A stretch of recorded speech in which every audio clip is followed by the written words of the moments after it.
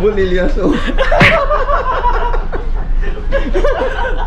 Hindi natin alam kung yung advance kasi advance ba?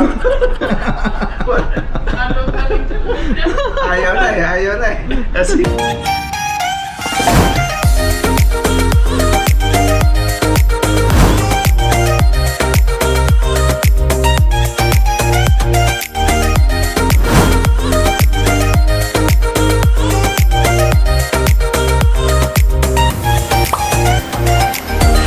Good morning guys, welcome back to my channel. And finally, after 6 months, nakapag-vlog na ulit tayo. At kaya naman ako tumigil sa pag-vlog dahil nawalan ako ng gana simula nung nalunod yung drone ko. Ayun, tumigil muna ako. So, ito pala yung nangyari guys, kaya nalunod yung drone ko. Nung nagpalipad ako guys, nakadrifting pa kami at that time. Tapos, bigla na lang umandar ang barko. Masyado na kasing malayo ang drone kaya naubusan ng battery at bumalik ito sa kanyang return home point. Hindi ko na siya makontrol kaya ayun, nalunod tuloy si drone. Sana maging lesson learned din yon sa mga seaman na gusto magpalipad ang drone sa barko. So guys, kailangan na natin maganda dahil magjo-duty na tayo at isasama ko kayo sa aking duty. Okay?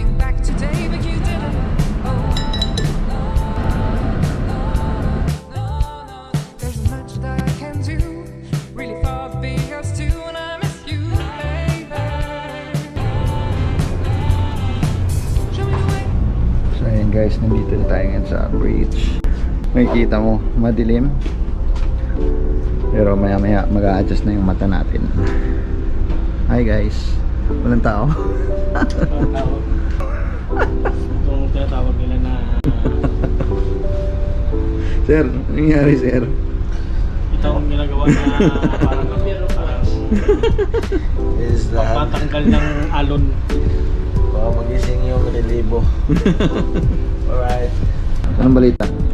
Dong, yung heading natin 086 pero ang dala natin ngayon is ang dala natin is 093. Wala bang kalaban? Walang kalaban? Wala namang kalaban kasi medyo magulo. Kaya medyo business lang muna. Sige guys, bayot. Bye. Bye bye. So, ang duty natin ngayon guys ay 12 to 4 at may tatlong shift yung duty namin dito. 8 to 12, 12 to 4 at saka 4 to 8. Dapat nakaman 24 hours yung barko dito sa bridge at sa engine room.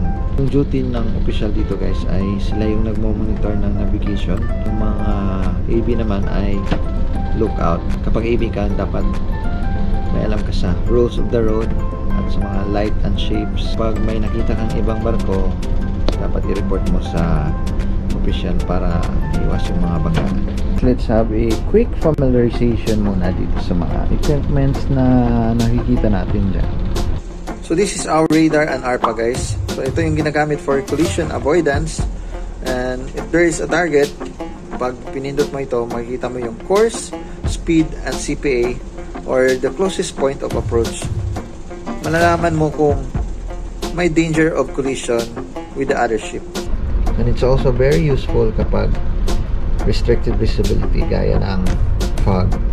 Ito naman ang ating ECDIS or Electronic Chart Display Information System. Bale, ito yung mapa natin guys.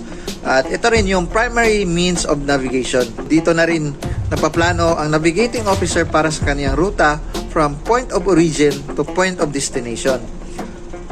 Mas advantage ito compared sa paper chart dahil isang click mo lang yan guys, makikita mo na lahat ng information ng target mo. Pati na rin yung information ng barko, may automatic calculation na rin sa kanyang ETA. Talauna na, every hour nagsusulat kami dito sa GPS logbook.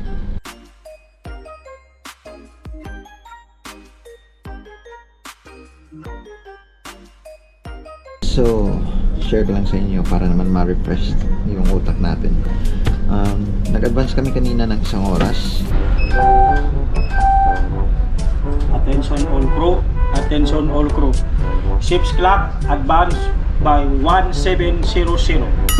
I repeat, ship's clock advance by 1700. Thank you. Good appetite. Bulilyaso. Hindi natin alam kung yung advance kasi advance ba? Ayaw na eh. Kasi hindi na alam kung ano ng advance eh. So bakit kami nag-advance? Dahil may time zone kami na sinusunod. So paano natin malaman yung time zone ng isang lugar? Ganito yan. Yung Earth ay nagro-rotate ng 15 degrees every hour. So yung longitude ng isang lugar ay i-divide mo sa 15 degrees. So for example, nandito kami ngayon sa 154 degrees longitude at i-divide natin sa 15. So yung sagot ay 10.2. So pasok pa rin siya sa 10 na time zone. Kaya nag-advance kami ngayon ng isang oras. Dahil galing kami sa +9 na time zone.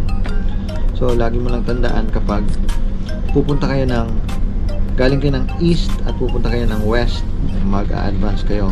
At kung galing naman kayo ng west, pupunta kayo ng east, ay magre-retard kayo or mag-a-atras. Ayos ba? Close na guys. 2 oras na lang. Sulat na tayo.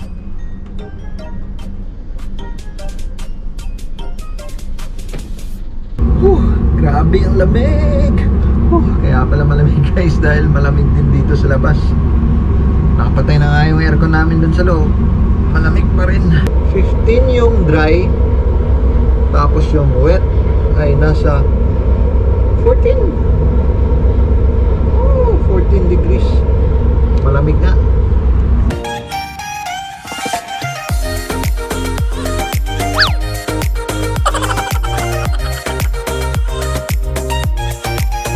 Ayos talaga, iba talaga pag paprangko na. A few minutes later. 4 AM na guys. It's time to pranko. May araw na alas 4 pa lang. Una na ako sir. Yep. Bye. Bye. So, bago tayo kumain, maglilinis muna tayo sa ating assigned area. Yeah, you told me the other day you'd be coming back today, but you didn't. Oh no, there's much that I can do, really far being us two, and I miss you, baby. Show me the way I can be with you. You with her, I know I saw you. Breaks my heart, but what can I do? Ngayon, magluluto tayo para sa ating breakfast.